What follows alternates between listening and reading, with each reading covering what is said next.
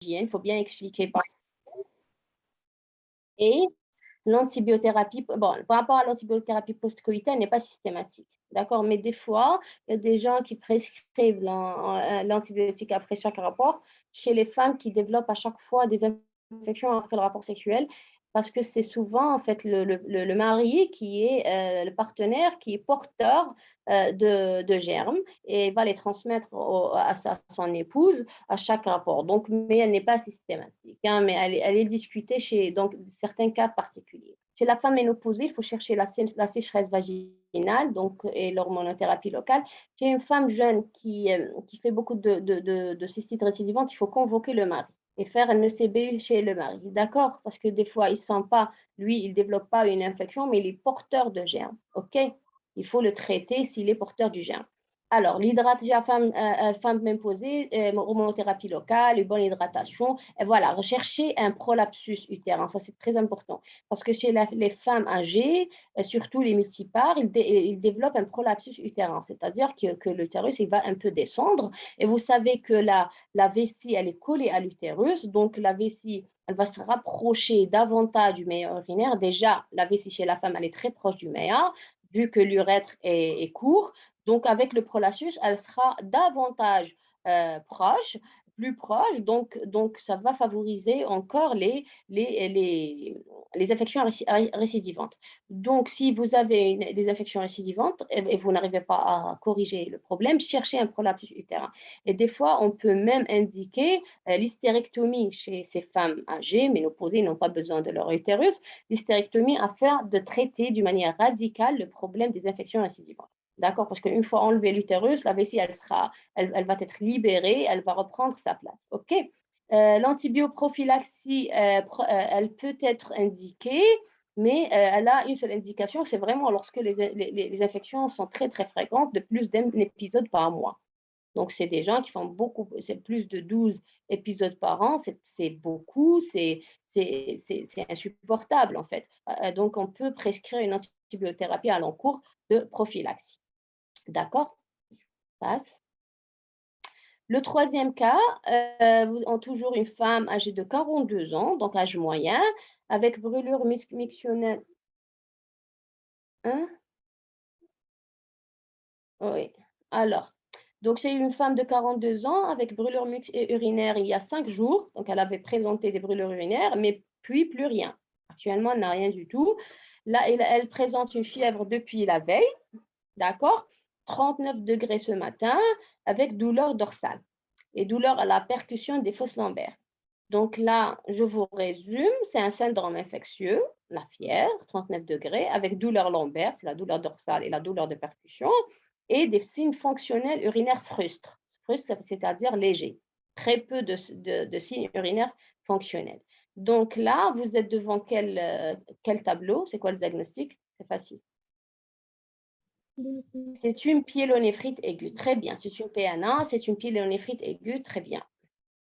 Comme dès que vous avez un ECBU positif, c'est-à-dire une infection urinaire, donc un ECBU positif, des signes d'infection avec fièvre, vous êtes devant une infection du parenchyme, que ce soit rénale ou prostatique. Devant une femme, c'est très facile. Donc, c'est une infection rénale. Chez l'homme, bon, c'est un peu délicat de distinguer entre les deux. La présence de douleurs lombaires oriente franchement vers la PNA, mais il faut savoir que c'est un signe inconstant. Des fois, le malade peut ne pas avoir de douleurs lombaires.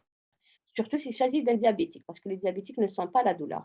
D'accord? Donc, vous pouvez ne pas trouver de douleur lombaire. Donc, le signe le plus constant, c'est la fièvre, à condition que le malade ne soit pas un immunodéprimé. On a vu tout à l'heure le cas des corticoïdes, le patient peut être un immunodéprimé. Là, la fièvre peut manquer. Bon, il y a toujours des cas difficiles en médecine, mais le tableau typique, si vous avez comme ça un syndrome infectieux avec une fièvre, vous êtes déjà, et douleur lombaire, vous êtes déjà devant une PN. Les signes urinaires qui sont frustres, il faut savoir que dans la PNA, dans la pyélonéphrite, c'est-à-dire l'infection rénale, les signes, les troubles urinaires sont rares, voire même absents, d'accord? Ou vraiment très peu, frustres. Cette dame, par exemple, elle avait présenté initialement des brûlures urinaires, c'est-à-dire que l'infection, il y a 5 jours, était au niveau de la vessie, mais le germe a monté vers le rein. C'est pour ça il y a plus de pratiquement, c'est très peu de douleur au niveau de la vessie, mais par contre, il y a la douleur lombaire et la fièvre, d'accord? Donc peut-être il fallait traiter au stade où il y avait juste la cystite avant que ça se complique par une PN. OK, j'ouvre juste une parenthèse parce qu'on a dit que la fièvre peut, la douleur lombaire peut manquer. Il faut savoir que devant une fièvre, inexpliquée, il y a 3 examens. Si vous avez par exemple un malade qui consulte pour fièvre, vous cherchez un foyer, vous examinez bien votre patient, il y a aucun signe clinique qui oriente vers un foyer. Qu'est-ce qu'il faut faire? Il y a 3 examens à faire. Normalement, vous avez fait ça dans le stage de pédiatrie. Vous devez faire un téléthorax, donc chercher une pneumonie, une infection pulmonaire, vous devez faire un ECBE, chercher une infection urinaire, parce que c'est surtout hôte qui ne présente pas de signes, et si c'est négatif, il n'y a rien sur le poumon, il n'y a rien sur les urines, vous devez passer à la ponction lombaire. C'est les 3 examens à réaliser devant une fièvre inexpliquée. On conclut quoi par rapport à ça? On conclut que l'infection urinaire haute, c'est la PNA, peut ne pas avoir de symptômes en dehors de la fièvre. D'accord? Donc, devant une fièvre inexpliquée, pensez au rein. OK? Et à la prostate, bien sûr, chez l'homme. Oui, ascendante, oui, très bien. Alors, ici, évidemment, je reviens. Est-ce qu'on fait le CBU? Je ne devrais même pas poser la question, la réponse est oui ou non? Oui. Bien sûr, mais avant le CBU, qu'est-ce que je dois faire? Hein, Bandelette urinaire. je fais la bandelette urinaire, très bien. Déjà à l'examen, déjà, en consultation, je profite pour faire la bandelette urinaire. Elle sera positive, sûrement, et je complète par le CBU, mais j'attends pas le résultat. Je lance mon CBU. Le CBU se fait soit sur des urines fraîches du matin, soit sur des urines après stagnation de 3 heures. D'accord? Donc le malade doit se retenir pendant au moins 3 heures afin de pouvoir faire le CBE. Sinon, il peut être faussé négativement, faussement négatif. D'accord? Ça, c'était entre parenthèses par rapport aux règles de réalisation de CBE. Comment je vais traiter? Et si systématiquement j'hospitalise, oui, vous devez savoir ça, la pyélonéphrite, on l'hospitalise. OK? Parce que c'est une infection dangereuse qui peut passer directement voir le choc septique parce que le rein, savoir que le rein, c'est l'organe le plus irrigué après le cerveau. Donc, c'est un organe très vascularisé. Donc, le passage de germes est très facile dans la voie systémique. Donc, le risque de choc septique est vraiment, il est imminent dès le malade fait une pyélonéphrite. OK? Donc, on hospitalise le malade pour traiter par voie. Comment je traite? J'utilise quelle voie? Hein? Comment je traite la pyélonéphrite? C'est quoi le traitement? Intraveineuse, très bien, mais c'est quoi le traitement? C'est bien la hospitalisation. Complétez le traitement, c'est quoi? Comment vous allez répondre? Qu'est-ce que je fais? Qu'est-ce que je fais pour cette dame? Allez-y, c'est facile. Hospitalisation, oui. Mise en condition, très bien. Je fais une voie, ZID. Une voie, je vérifie les paramètres. Est-ce qu'elle n'est pas en état de choc? Je vois sa tension artérielle, sa fréquence cardiaque, je vois sa volémie et j'hydrate. Très bien. L'hydratation, parce que ça va lutter contre l'insuffisance rénale. Je vais la traiter si s'est déjà installée et ça va protéger la malade du choc septique. D'accord? Donc, hydratation systématique et antibiothérapie par voie intraveineuse. Quel type d'antibiotique et quelle est la durée du traitement? Encéphalosporine troisième génération. 10 jours. 10 Très jours. bien, c'est 10 jours seulement. Pas seulement pour une infection rénale. J'ai le droit d'utiliser soit le quinolone, soit toujours, si prenant, soit encéphalosporine troisième génération par voie intraveineuse. Donc, ce qui est disponible en Algérie par voie intraveineuse, c'est le claforan, le cefotaxime. Je peux les associer en cas. Là, non, il y a quelqu'un qui a dit aminoside. Attention. Ah, bob, bob, bob, bob. Pourquoi l'aminoside? Vous savez que l'aminoside, c'est néphrotoxique. Et la malade, elle fait une pyélonéphrite. Sûrement, elle est en insuffisance rénale fonctionnelle. Comment vous allez rajouter l'aminoside? C'est faux, attention. Non. on peut utiliser l'aminoside avec adaptation des doses et de la durée à la fonction rénale. Ça, c'est en cas, si par exemple le CBU, l'antibiogramme, revient en faveur de germes qui est résistant aux autres antibiotiques. Par exemple, il est sensible seulement à l'aminoside. C'est là que je peux utiliser l'aminoside pour sauver la vie de la patiente tout en adaptant les doses à la fonction rénale et en surveillant rigoureusement. Sinon, la probabiliste, non, attention. Et ça, c'est vraiment une big erreur, hein, parce que pyélonéphrite, vous savez que c'est un rein qui est infecté, sûrement elle va faire une insuffisance rénale. C'est un rein qui souffre, d'accord? Si vous rajoutez l'aminoside, vous allez la condamner, elle va faire réellement une vraie insuffisance rénale organique. Voilà, d'accord? Les deux médicaments que vous pouvez utiliser, c'est, je répète toujours, c'est les effets céphalosporine troisième génération ou le fluoroquinolone. Et si le tableau, par exemple, vous voyez que le tableau est sévère et la malade, par exemple, elle fait déjà un sepsis sévère ou carrément un état de choc, on peut les associer. Et c'est ce qu'on fait, nous, souvent en néphrologue. Lorsque le tableau est sévère, on associe, par exemple, le céfotaxime, c'est le claforan, avec le ciprallan par voie, bien sûr, intraveineuse tout en assurant une bonne hydratation. D'accord? Je ne sais pas pourquoi je ne l'ai pas mis ici. Ah, si, elle est là. La durée du traitement, la pyélonéphrite, ce n'est pas 10 jours, ce n'est pas suffisant pour nettoyer le rein. Il faut un minimum de 14 jours. Et la moyenne, quand on utilise souvent, c'est les 21 jours. Minimum 14 jours. D'accord? Mais c'est souvent 21 jours et on peut aller à plus s'il y a toujours persistance de l'infection.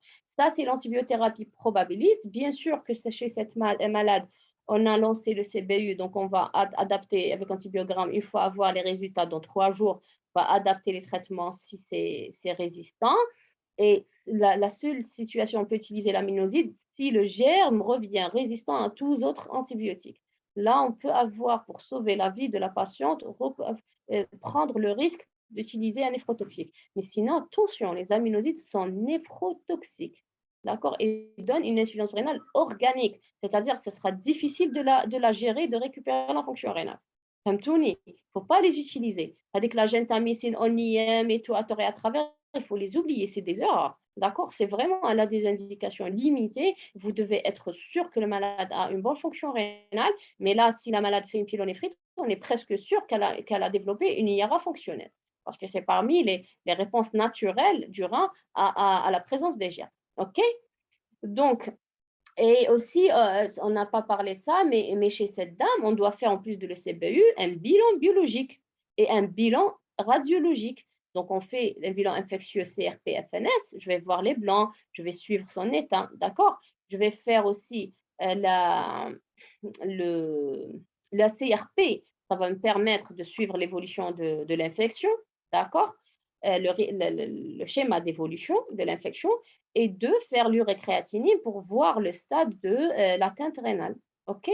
Faire un ionogramme urinaire parce que la natrémie va m'orienter vers l'état d'hydratation intracellulaire parce que chez ce genre de patients, s'ils font un état choc, ça va sûrement se retentir sur la volémie et sur l'hydratation intracellulaire. Donc, il faut faire un bilan biologique, une hémoculture aussi, lancer des hémocultures au pic thermique ou c'est soit au pic thermique, soit à l'hypothermie, c'est en cas d'hypothermie ou en cas d'épisode de frisson. Parce que les frissons, c'est la traduction de la décharge bactérienne dans le sang. Donc, si le malade frissonne, on profite pour faire l'hémoculture afin d'isoler aussi le germe dans le sang. Donc, ça, c'est un bilan systématique devant une pyélonéphrite. OK? Très bien. Et on fait une imagerie, bien sûr, après on ne commence pas par la radio, on commence par remplir la malade avec une bonne hydratation, on lance la première dose de charge de l'antibiothérapie. Après, on fait une échographie aussi pour voir l'état des reins, d'accord? Pour voir aussi la cause. Peut-être je vais avoir une cause. Je vous ai parlé des uropathies, des lithiases, des kystes, etc., qui peuvent favoriser. Je vais chercher aussi, par exemple, l'abcès, s'il y a un abcès rénal, et chez l'homme, un abcès prostatique, parce que l'abcès ne va pas guérir avec l'antibiothérapie seule. Des fois, l'abcès exige le drainage de l'abcès. Donc, je vais vérifier, est-ce qu'il n'y a pas un abcès au niveau du rein? S'il n'y a pas d'abcès, je suis un peu rassurée du fait que cette pyélonéphrite, elle va sûrement répondre à mon antibiothérapie. D'accord? Donc, n'oubliez pas d'assurer toute cette exploration biologique. OK? Docteur, donc après 21 jours, s'il n'y a pas de réponse de traitement, on recherche une abcès. Là, c'est dire au début, à l'exploration initiale, quand vous recevez le malade, vous mettez, vous l'examinez et tout, vous avez posé votre diagnostic, commencez par faire les premiers secours, lancer l'hydratation, lancer une dose de charge d'antibiothérapie. Après, vous devez faire une échographie, oui. Vous devez faire une échographie parce que s'il y a un abcès, j'attends pas les 21 jours, sinon elle va mourir, la malade. Elle va mourir par choc septique. Sur place, le même jour, au maximum le lendemain, si j'ai pas d'échographe sous mes mains, je fais mon écho et je vois, parce que s'il y a un abcès, que ce soit chez l'homme sur la prostate ou sur le rein, il faut le drainer. Il faut voir avec un chirurgien pour drainer l'abcès, tout en maintenant, bien sûr, une antibiothérapie intraveineuse. Si on ne draine pas, le foyer va persister, elle ne va pas guérir. OK? Mais après 21 jours, des fois, la moyenne de la durée de traitement, c'est 21 jours, minimum 14 jours. Après 14 jours, si le patient, s'il a une bonne immunité, par exemple, et il est guéri après 14 jours, la CRP est négative, le CVI devient négatif, vous pouvez arrêter le traitement. Donc, c'est pour ça qu'on dit que la durée minimale du traitement pour pyélonéphrite, c'est 14 jours. Mais d'une manière générale, la moyenne de la durée du traitement nécessaire pour les patients, c'est 21 jours. Des fois, chez des sujets qui sont immunodéprimés ou si le germe vraiment il est résistant, et un nosocomial, je ne sais pas, là, on a tendance à prolonger l'antibiothérapie davantage parce que ça, et surtout, par exemple, chez le sexe masculin, on prolonge davantage l'antibiothérapie. Par exemple, dans les prostatites, par exemple, on peut aller jusqu'à 3 mois d'antibiothérapie, d'accord, afin de pouvoir stériliser l'endroit. Mais, entre parenthèses, je ne vais pas hospitaliser la malade 14 jours ou 21 jours. Je ne vais pas l'hospitaliser toute cette durée du traitement. Là, une fois avoir l'apyrexie, c'est-à-dire la disparition de la fièvre, une fois avoir, après 48 heures d'apyrexie, j'ai le droit de passer à la voie orale d'antibiotiques et je peux faire sortir la malade. Symptonie. Donc, l'hospitalisation a pour intérêt d'assurer un traitement intraveineux invasif afin d'avoir une réponse rapide parce qu'il y a un risque vital et rénal chez les patients qui présentent une pyélonéphrite. Mais une fois l'infection est maîtrisée, et ça se traduit par la disparition de la fièvre et l'amélioration de l'état général, par exemple. Qu'est-ce que je fais? Par exemple, généralement, au bout de 3 4 jours, ça rentre dans l'ordre. Il n'y a plus de la fièvre. D'accord? Qu'est-ce que je fais? J'attends quand même 48 heures d'apyrexie. Je m'assure qu'il y a une apyrexie de plus de 48 heures et j'autorise la voie orale. On passe à la voie orale et on peut faire sortir le malade. Sauf des fois, si par exemple le germe est résistant aux antibiotiques orales, par exemple un germe qui nécessite le TNA. Par exemple, je vous donne comme ça un exemple.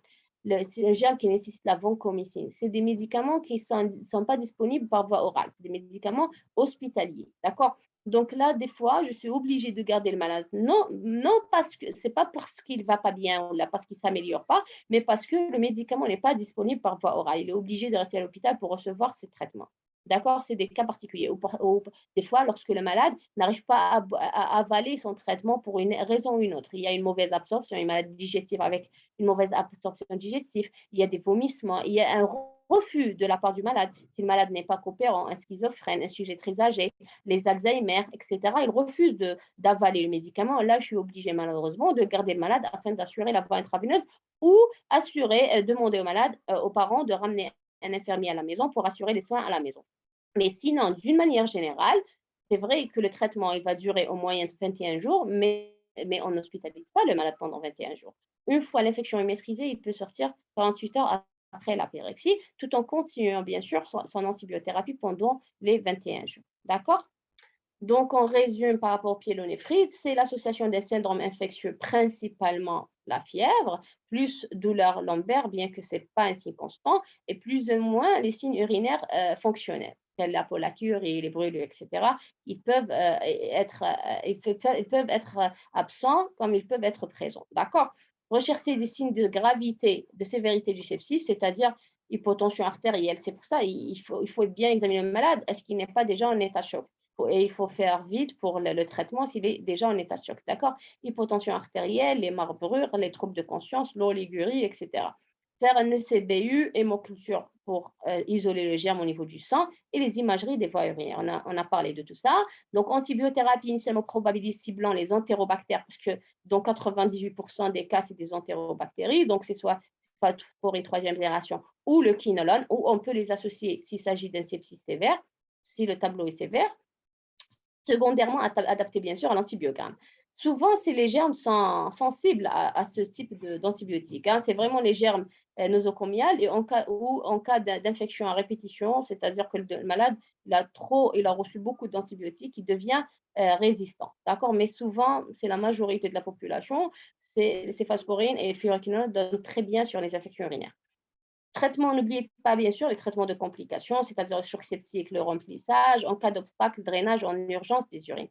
S'il y a un obstacle, bien sûr, il faut drainer les urines. OK. Pardon. On prend un autre cas clinique, donc un homme, cette fois-ci c'est le sexe masculin, âgé de 90 ans, porteur d'une sonde à demeure dans un contexte de grabbatisation. Je m'arrête à grabbatisation. C'est-à-dire que s'il est trop vieux, il n'y a pas une raison médicale pour le sondage, mais c'est juste parce qu'il est trop vieux, il n'arrive pas à aller aux toilettes, il n'est pas très indépendant. D'accord. C'est un contexte de grabbatisation. Apyrétique, il n'y a pas de fièvre, mais par contre, il a des urines troubles. La question qui se pose ici, est-ce qu'il y a lieu de faire quelque chose? Qu'est-ce que je dois faire? Il n'a rien. Il n'a rien. Il a juste vous avez vu le sachet à urine et c'est des urines troubles. Qu'est-ce que vous allez faire? Est-ce que vous avez une idée? Est-ce que vous avez fait le cas particulier des malades sondés ou pas dans le cours? Hein? Non. Non, Oui. docteur. Oui, la sonde urinaire, c'est un facteur de développer une infection urinaire. Donc, معليش, c'est l'occasion, on va voir ensemble le cas particulier du sujet sondé, quel que soit âgé ou jeune, mais sujet qui porte une sonde à deux mains. D'accord. Donc, chez le sujet sondé, celui-là, il n'a rien du tout, il a que des urines troubles. La réponse est non, je fais rien du tout. Pourquoi? Parce que il n'y a pas de symptômes. D'accord. Donc, avoir des urines troubles, c'est normal. Il faut juste changer ou enlever la sonde ou la changer. D'accord. Parce que tant qu'il n'y a pas une infection, il n'y a pas des symptômes, c'est-à-dire qu'il n'y a pas une infection. OK, c'est quelqu'un qui est le sujet qui est sondé. De plus, une fois avoir, par exemple, gardé une sonde pendant un mois, 100% des sondes, ils vont s'infecter. Donc, développer un biofilm. On l'appelle une colonisation bactérienne. Ce n'est pas une infection urinaire, c'est la pullulation bactérienne autour d'un corps étranger qui est la sonde urinaire. C'est pour ça, soit il faut bien réfléchir à l'indication du sondage, il ne faut pas sonder les malades pour un oui et pour un non. Et deux, il faut, si on est obligé, il y a une indication médicale au sondage, il faut s'assurer de songer la sonde pendant chaque 15 jours, au maximum chaque 21 jours. Parce qu'au bout d'un mois, toutes les sondes vont être infectées. Donc, et si on la garde encore, si on garde la sonde encore, le biofilm, la colonisation bactérienne, elle va se compliquer d'une vraie infection urinaire et les symptômes vont apparaître. Ce monsieur-là, il n'a pas vraiment besoin de la sonde parce que c'est un contexte de grabbatisation. On préfère par exemple les protections, c'est-à-dire les couches adultes, et il ne faut pas le sonder juste pour la grabbatisation. Parce que lorsqu'on sonde un patient, on peut nous-mêmes créer une infection nosocomiale si on fait une erreur d'asepsie. Et lorsqu'on laisse une sonde, je vous ai dit que c'est un corps étranger, donc il y aura la formation d'un biofilm, d'une colonisation bactérienne autour de la sonde urinaire, ce qui explique l'aspect trouble des urines.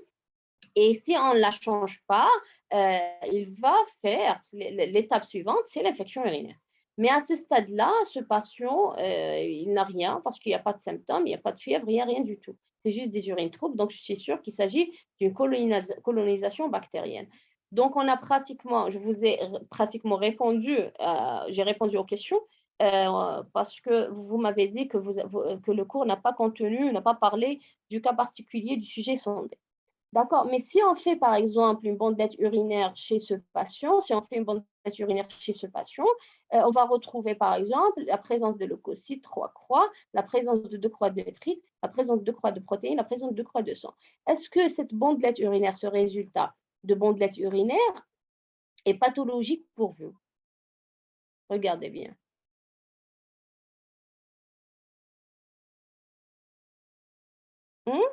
Vous n'avez pas d'idée? Alors? Eh ben non, c'est pas pathologique parce que aussi chez le sujet porteur d'une sonde urinaire, la présence de leucocyturie, il est systématique.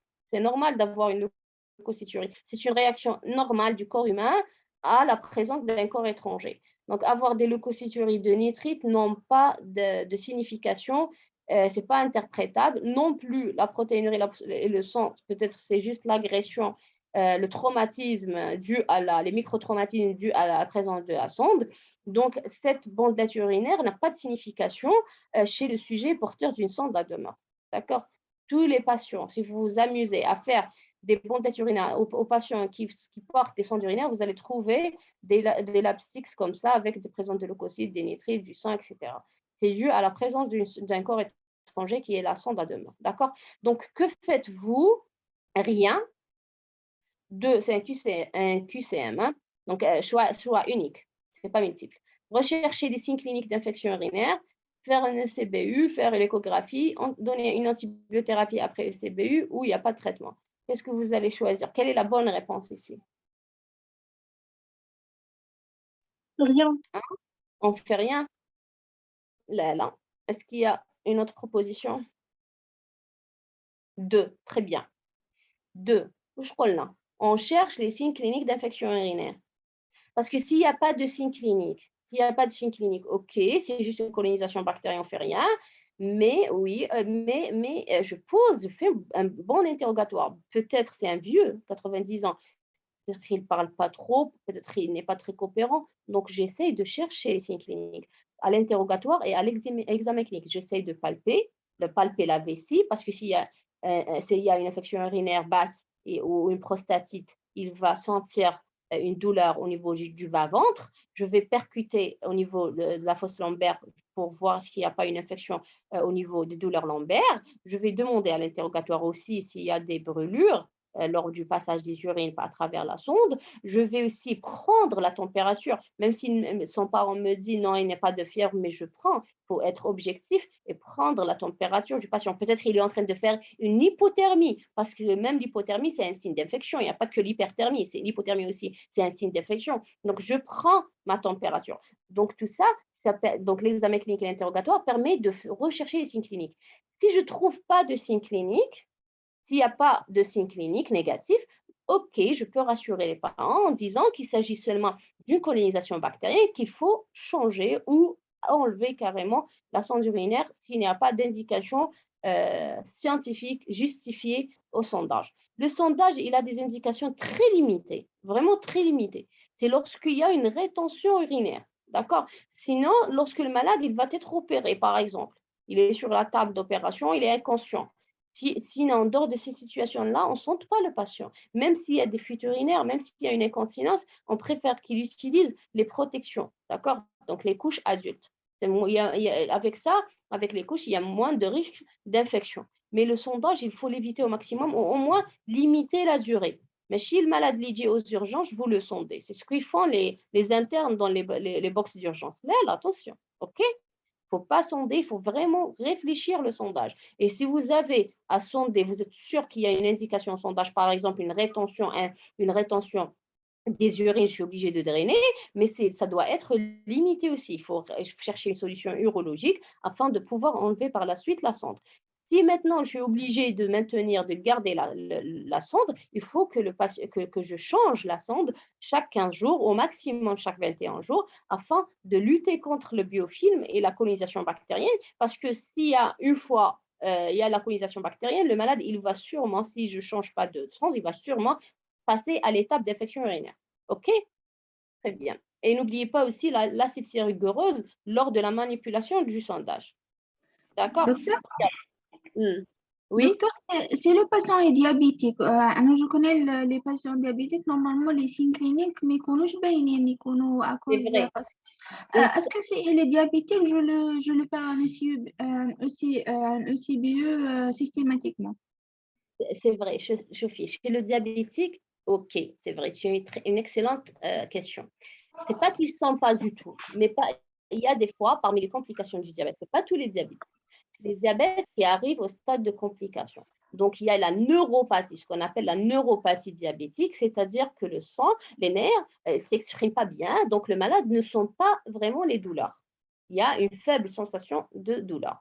Donc, le malade, il peut ne pas sentir la douleur urinaire, la douleur au niveau du bas-ventre ou la douleur lombaire, mais n'oubliez pas qu'il n'y a pas que ça. Par exemple, si vous suspectez une pyélonéphrite, il n'y a pas que la douleur. D'ailleurs, la douleur, c'est un signe inconstant dans la pyélonéphrite, mais c'est la fièvre ou l'hypothermie. Le diabète ne masque pas la fièvre. Ça, c'est d'un côté. Pour maintenant, par rapport à la cystite, c'est vrai que la cystite, c'est délicat parce qu'il n'y a pas de signe objectif de cystite. OK. Là, oui, si vous suspectez une cystite et une maladie diabétique, il est au stade de complication. Ce n'est pas un diabète léger au premier et deuxième stade, parce qu'il y a des stades dans, dans le diabète. Si le malade réellement est au stade de complication et vous suspectez fortement qu'il y a un problème urinaire, oui, mais ce n'est pas faux. Vous voyez, je vous enseigne ce qui est recommandé. Mais là, tout le monde, vous êtes devant un patient et vous n'êtes pas sûr. Je préfère que vous réagissez abusivement par excès que par défaut. C'est-à-dire que vous, même c'est au box d'urgence, ce n'est pas que le diabétique. Si vous êtes devant un patient et vous n'êtes pas sûr, est-ce que est-ce que c'est vrai, si je dois faire ou pas, il vaut mieux que vous faites. OK? En médecine, d'une manière générale, il vaut mieux qu'on réagisse par excès. Je préfère faire que j'abuse dans les explorations et ça revient normal, que je fais une faute médicale et je passe devant quelque chose. Chez les diabétiques, si vous suspectez effectivement une infection urinaire, même s'il est sondé, il n'y a pas de signe, etc., je fais mon ECBE. Et c'est vrai, c'est une bonne question. OK? Et d'une manière générale, en médecine, il vaut mieux réagir par excès. Si vous avez un doute, réagissez par excès et non pas par défaut. Mais là, bien sûr, moi, je suis obligée de vous enseigner ce que la science dicte. OK? Merci, docteur. Merci, Il y docteur. a une question. Est-ce que le sondage peut donner une immaturité? Bien sûr, bien sûr. Quand vous sondez le malade, vous allez le traumatiser. D'ailleurs, ça fait mal. C'est vrai ou pas? Vous allez le traumatiser. C'est petit, même si vous êtes doux. Même si vous êtes doux, ils ne sentent pas la douleur, il y a un micro-traumatisme. C'est des micro-traumatismes au niveau de l'urètre surtout. Ce n'est pas au niveau de la vessie, parce que la vessie, elle est plus ou moins dilatée, mais l'urètre, c'est quelque chose de très rétréci. Donc, vous allez buter contre la paroi de l'urètre et ça va créer des microtraumatismes qui vont se manifester par une hématurie. Maintenant, si vous avez fait un bon sondage, les microtraumatismes se manifestent par une hématurie microscopique. D'accord? Donc vraiment, ça, vous n'allez pas voir le sang. Mais si vous êtes un peu, un peu brutal, et vous avez vraiment traumatisé votre patient, ça peut même se compliquer d'une hématurie macroscopique. Oui, mais il faut rester doux, il faut faire attention. OK? Mais l'hématurie microscopique, pratiquement, elle est constante chez quelqu'un qui est sondé. Hein? OK? Microscopique. Très bien. Donc, est-ce qu'elle, il y a toujours une question, est-ce que cette hématurie, elle ne persiste pas? Là, une fois vous enlevez, s'il s'agit d'une hématurie due au sondage, une fois vous enlevez la sonde, ça va disparaître. Sauf si vous avez vraiment, ma belle Chanel, vous avez éclaté votre urètre. Par exemple, vous avez mis le ballonnet, vous ne savez pas sonder, vous avez mis le ballonnet au niveau de l'urètre et vous avez gonflé le ballonnet. Vous allez éclater l'urètre. Et là, c'est une complication chirurgicale, ça nécessite une intervention chirurgicale. Là, ça va se manifester par une brutale, une intense douleur, une hématurie macroscopique qui ne va pas rentrer dans l'ordre systématiquement. L'hématurie microscopique, elle est constante lors du sondage. C'est normal d'avoir une hématurie microscopique qui disparaît à l'ablation de la sonde. Mais la macroscopique, ça veut dire que vous avez traumatisé votre malade. OK, il faut faire attention. Il ne faut pas être brutal, hein? Doucement, doucement. et évitez au maximum le sondage. Essayez de ne pas sonder du tout, d'accord? Sauf si vraiment, vraiment, il y a une indication de rétention des urines, d'accord? Donc, il y a une remarque ici en rouge, en absence des signes d'infection urinaire, en absence de fièvre, une bandelette urinaire positive sur sonde n'a aucune valeur. C'est pour ça cette bandelette urinaire, parce que c'est un patient sondé, n'a pas de valeur, ok? Je dois rechercher les signes cliniques d'infection urinaire. Chez ce patient, quand même, le médecin avait peur et il a quand même lancé un CBU. Traf. Il a fait quand même le CBU alors que c'est pas indiqué, mais Malich, il avait lancé quand même abusivement le CBU. C'est pas faux, hein. Je préfère que vous faites ça que vous passez devant quelque chose, hein. Mais Malich, mais il n'est pas indiqué. Il a fait quand même le CBU. Là, on a retrouvé un taux de Escherichia coli à 10 puissance 4. Ça, c'est la puissance, hein, parce que je ne sais pas faire la puissance. Malich, c'est un 10 puissance 4 d'Escherichia coli par millilitre. Il n'y a pas de fièvre, il a bien examiné le patient, il n'y a pas de douleur, il n'y a pas de syndrome inflammatoire, il n'y a rien du tout. QCM, choix multiple, quelles sont les réponses justes? Il s'agit d'une infection urinaire sur sonde. Il s'agit d'une colonisation urinaire bactérienne, antibiothérapie adaptée, pas d'antibiotiques, changement de sonde, retrait de la sonde en absence d'indication au sondage. Qu'est-ce que vous allez choisir? Choix multiple. Il y a déjà une proposition, je vais la voir. 2, oui, très bien. 5 et 6. كيفاش هذا اللي قال 5 et 6 vous allez changer ou là vous allez l'enlever? Il faut choisir une seule. كيفاش vous choisissez les deux? Ça ne marche pas ensemble. Alors 2 et 5. Qui dit mieux? Réfléchissez. 2, c'est sûr que c'est juste. D'accord? C'est une colonisation bactérienne. Alors 2, 4 et 6. Très bien. Très bien. Alors, la bonne réponse, c'est 2, 4 et 6. Il y a quelqu'un qui a très bien répondu. On va les revoir proposition par proposition. Est-ce qu'il s'agit d'une infection urinaire sur sonde? Pourquoi non? Pour les gens qui tout le monde a dit non, mais pourquoi? Expliquez-moi. Pourquoi c'est pas une infection? Là, ou le taux d'Escherichia coli? Et on a fait le CBE. Est-ce que ce taux est pathologique? Escherichia coli 10 puissance 4. لو كان ما عطيناكمش le CBE, ok, vous allez conclure juste par l'examen clinique. Mais هنايا, on a fait le CBE, on a trouvé Escherichia coli 10 puissance 4. Est-ce que c'est pathologique, 10 puissance 4 de germe? La réponse, c'est non, non, non, non. C'est pas le Ben Aïcha, c'est pas la 10 puissance 3.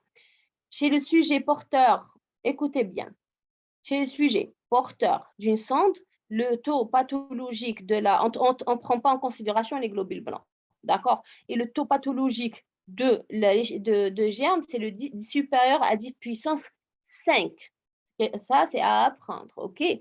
Maintenant, actuellement, les laboratoires nous facilitent la tâche. C'est eux qui calculent, c'est eux qui concluent. Est-ce que c'est pathologique ou pas?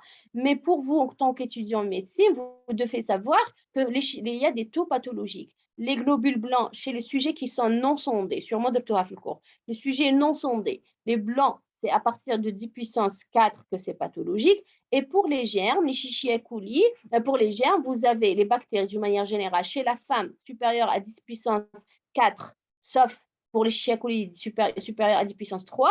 Chez l'homme, c'est supérieur à 10 puissance 4. Mais chez le sujet sondé, il faut un taux supérieur ou égal à 10 puissance 5 pour déduire d'une infection urinaire. Donc, ça confirme que le CBU n'était pas indiqué. Regardez, c'est négatif. Le laboratoire, il va vous répondre que le CBU est négatif, mais à condition que vous précisez que le malade est sondé. Si vous demandez un CBU chez un malade sondé, vous devez préciser qu'il est sondé. Parce que si vous ne précisez pas, le laboratoire